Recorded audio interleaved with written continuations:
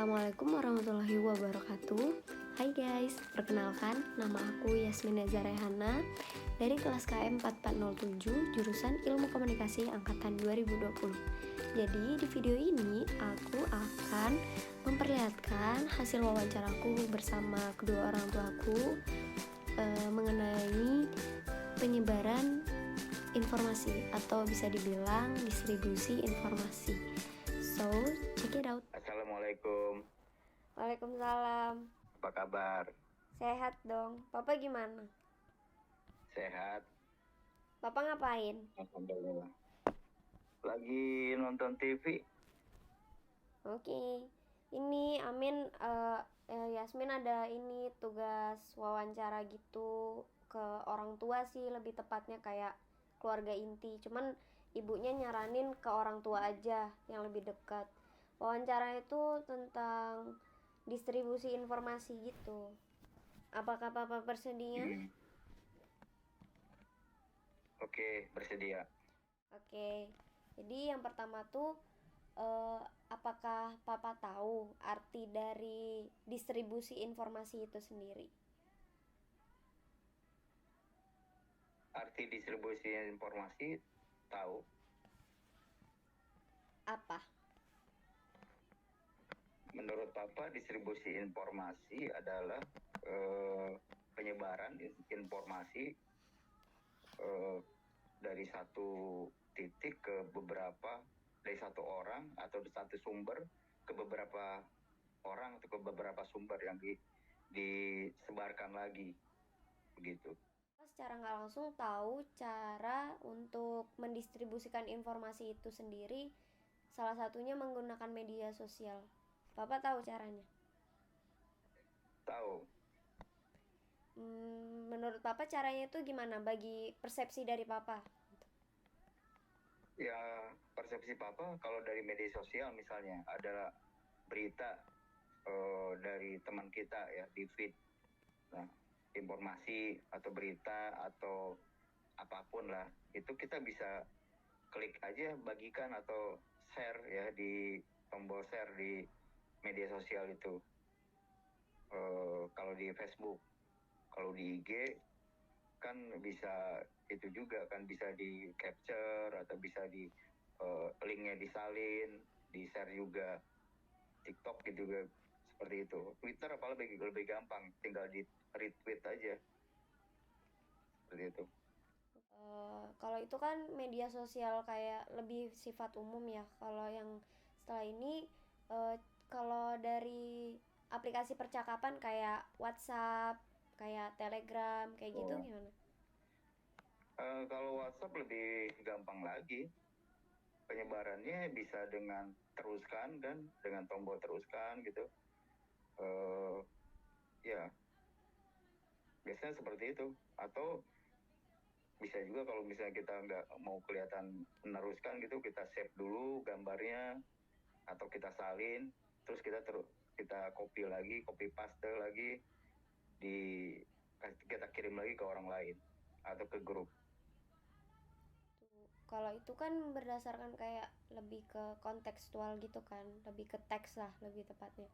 Kalau berupa gambar misalnya kayak foto atau poster atau apa gitu gimana? Itu di media sosial atau di percakapan? Di media sosialnya sendiri. Kalau media sosial gambar kan bisa dibagikan juga atau bisa di-share juga. Video pun bisa. Facebook maupun kalau IG yang agak ribet itu, dia karena gak bisa langsung dibagikan, paling di share link aja. Ya, kalau Twitter lebih gampang lagi, retweet aja sama gambar-gambarnya sama teks sih. Kalau di percakapan tinggal teruskan juga, teruskan atau forward ya, terus di forwardnya kemana, tinggal klik aja, mau ke grup kah atau ke orang kah atau ke kontak kah, tinggal gitu aja, udah tinggal diklik aja. Karena udah tahu nih cara distribusi informasi itu gimana, apalagi di media sosial ataupun aplikasi percakapan gitu. Nah, Berarti papa sendiri tahu dong etika dalam menyebarkan informasi itu sendiri. Menurut papa tuh gimana persepsi dari papa etikanya? Ya tahu pastinya. Untuk menyebarkan informasi kita nggak bisa langsung share, nggak bisa langsung bagikan, ya, atau nggak bisa langsung forward atau diteruskan ke orang lain. Kita harus saring dulu, kita filter dulu apakah benar nggak informasi yang kita terima itu bukan hoax gitu ya. Kita cek di portal-portal berita yang terpercaya, yang kredibel, ya. Ada nggak, benar nggak berita itu? Kalau nggak ada, berarti kita tunggu aja sampai benar-benar ada. Kalau nggak ada, berarti itu hoax, ya. Atau misalnya ada konfirmasi dari portal berita tersebut bahwa itu hoax, ya udah nggak usah kita sebarkan, gitu aja. Dari etika itu sendiri pasti dalam distribusi informasi itu mungkin ada dampak positif sama negatifnya nih. Nah, sepaham papa, apa aja sih menurut papa dampak dari penyebaran informasi ini? Positif atau negatif ini? Dua-duanya boleh. Ya, dampak positifnya dari distribusi informasi zaman sekarang ini, satu, informasi nggak harus menunggu jam-jaman atau bahkan nggak, kalau dulu sampai berhari-hari baru nyampe di kita informasi.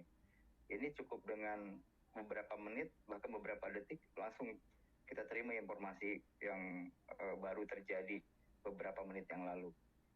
Itu dampak positifnya. Jadi informasinya on time, ya. Kalau dampak negatifnya karena terlalu mudahnya diakses, ya, disebarkan untuk beberapa orang yang tidak memfilter informasinya, menjadi informasi yang salah pun jadi ikut tersebar, jadi berita hoax, ya. Itu dampak negatifnya. Untuk papa sendiri, selama papa sering nyebarin informasi baik itu ke grup atau ke media sosial lainnya, papa membaca detail nggak pesan yang mau papa sebarkan itu sendiri? Coba ceritain pengalaman yang pernah papa rasain gitu. Ya pasti papa baca detail dulu, ya, sebelum disebarkan. Contoh, dulu papa sempat terima berita bahwa siapa ya, berita hoax lah, ada yang meninggal gitu ya, siapa gitu ya, pejabat atau siapa yang meninggal, artis, penyanyi internasional, Phil Collins, ya. Papa terima di grup keluarga. Nah, terus Phil Collins kan salah satu penyanyi yang papa itu juga papa ngefans juga ya dulu. Nah, rasanya nggak percaya ya, dibuka dulu, dibaca dulu bener-bener memang beritanya bukan dari portal berita yang terpercaya, ya. Nah, apa cek lagi ke portal-portal berita yang ada yang kredibel, ternyata nggak ada berita itu. Tunggu beberapa menit kemudian keluar klarifikasi dari portal berita kayak Detikcom, Kumparan, Kompas.com dan sebagainya bahwa itu berita hoax. Ya akhirnya bapak konfirmasin ke penyebarnya itu, ini adalah hoax, jangan disebarkan, seperti itu. Dari contoh yang papa kasih itu udah terjawab juga ya cara papa nyaring pesan kalau sebelum papa mau menyebarkan pesan itu sendiri. Sebenarnya itu pertanyaan terakhir, cuman udah terjawab langsung gitu. Jadi makasih Pak, udah terjawab semua pertanyaan tugas Amin. Jadi Oke, sama-sama sayang. Oke. Makasih ya Pak. Assalamualaikum Mi. Waalaikumsalam. Oke. Mami lagi ngapain? Sibuk nggak? Nggak, lagi santai. Ini Amin, Yasmin ada tugas wawancara gitu buat mata kuliah literasi digital. Jadi di sini tuh disuruh wawancara itu orang tua gitu, kayak umur 45 ke atas lah gitu. Nah, wawancara itu tentang penyebaran informasi gitu loh, kayak ya penyebaran informasi lah intinya. Mami bersedia kah? Oke, bersedia. Oke. Yang pertama tuh mami sendiri tahu nggak arti dari penyebaran informasi? Tahu. Apa itu?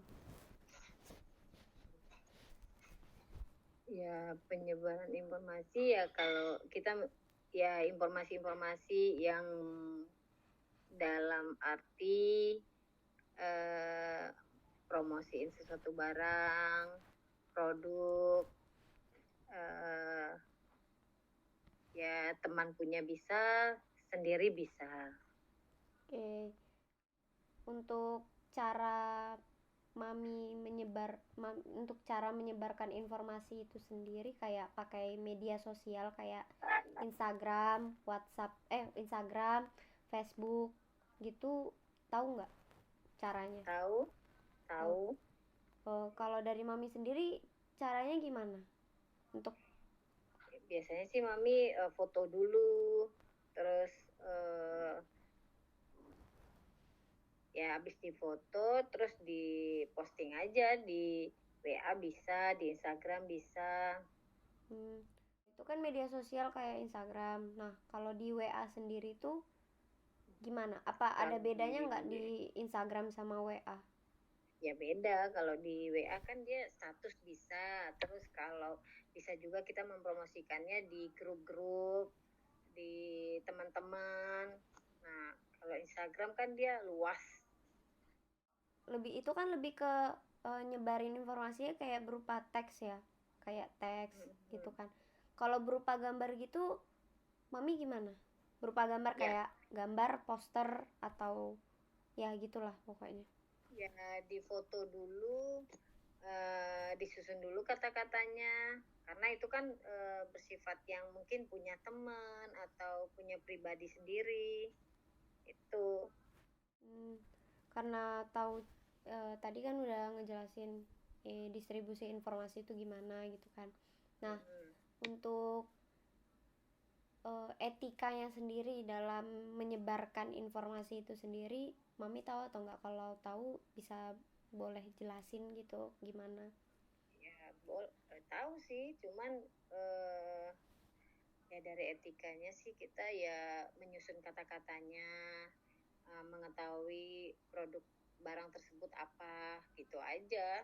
Yang penting nyusun kata-kata yang baik, yang membuat kita bisa menjual suatu barang atau produk itu. Dan selain etika yang harus kita lihat, kita pasti bisa tahu lah ada dampak dari nyebarin informasi itu sendiri, baik itu positif ataupun negatif. Kalau sepaham mami dari persepsi mami sendiri, pendapat mami sendiri, dampak positif sama negatifnya dari nyebarin informasi saat ini tuh apa sih? Kalau positifnya sih kita ambil positifnya aja, barang tersebut itu berkualitas yang baik, ya kayak sesuatu barang. Tapi kalau makanan sih kita bisa mengetahui barang itu terbuat dari apa, bahannya apa. Nah, kalau dari sisi negatifnya ya resiko kita, ada yang berminat membeli, ada yang nggak berminat membeli, atau ada yang tidak mengkomen sedikit pun yang kita jual. Untuk cara mami sendiri, kayak sebelum mami menyebarkan informasi itu kayak ya promosi mami tentang dagangan gitu, sebelum menyebarkan itu kan dagangannya punya teman. Nah, sebelum nyebarin dagang teman itu gimana sih mami, apakah mami ngelakuin pembacaan lebih detail dari dagangan yang mau mami promosiin? Kan secara itu bukan punya mami sendiri tapi punya temen. Jadi sebelum mami nyebarin, apa mami baca detail dulu gitu?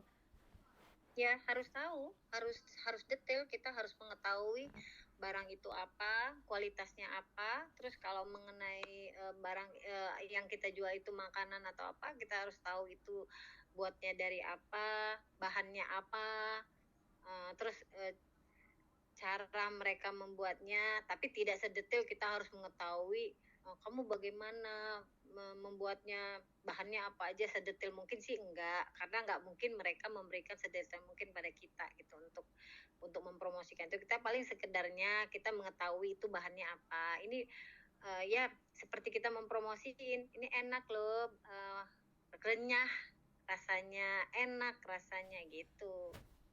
Kalau dari itu tuh mami ada nggak pengalamannya, kayak kasih contoh lah gitu dari pengalaman mami gitu. Ada sih, pernah menjual makanan, pernah buat sendiri. Kayak seperti roti roti canai ya, namanya roti India. Roti apa? Terus pernah mempromosikan juga dagangan seperti cake, bolu, brownies. Nah, itu tapi orang punya. Itu kita mengetahui mereka cara buatnya bagaimana gitu aja sih. Tapi kalau kita sendiri yang mempromosikan, kita sih pernah memasak sendiri, pernah menjualnya. Nanti mami sendiri menyaring pesan-pesan ataupun promosi yang mau mami sebarkan lebih dahulu. Kalau misalnya mami menyaringnya lebih dahulu kayak gitu, gimana sih caranya gitu, cara menyaring pesannya? Menyaring pesan caranya sih ya kita tanya sama dia secara detail dulu, kita telepon atau kita langsung ke tempat teman kita tersebut yang mau mempromosikan barangnya, kita mendengarkan apa yang mereka sampaikan ke kita, baru kita bisa menyampaikan ke orang lain atau mempromosikan barang tersebut atau produk tersebut. Kalau gitu itu udah cukup sih, semua pertanyaan Amin udah terjawab. Kalau gitu makasih ya Mi atas waktunya. Oke. Sama-sama, semoga sukses. Assalamualaikum. Waalaikumsalam. Oke, sekian dari wawancara yang telah aku lakukan bersama kedua orang tua aku. Nah, dari video tersebut bisa dilihat bahwa setiap orang memiliki pendapat dan persepsinya masing-masing, bahkan mengenai penyebaran informasi atau bisa dibilang distribusi informasi nih. Sekian dari saya, mohon maaf apabila ada salah kata dan perbuatan. Wassalamualaikum warahmatullahi wabarakatuh. See you.